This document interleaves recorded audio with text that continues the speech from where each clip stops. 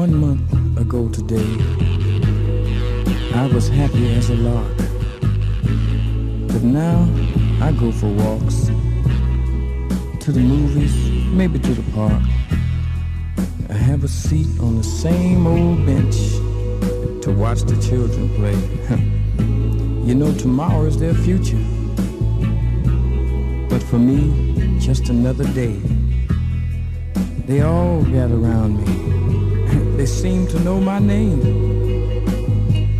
We laugh, tell a few jokes, but it still doesn't ease my pain. I know I can't hide from a memory, though day after day I've tried. I keep saying she'll be back, but today again I've lied.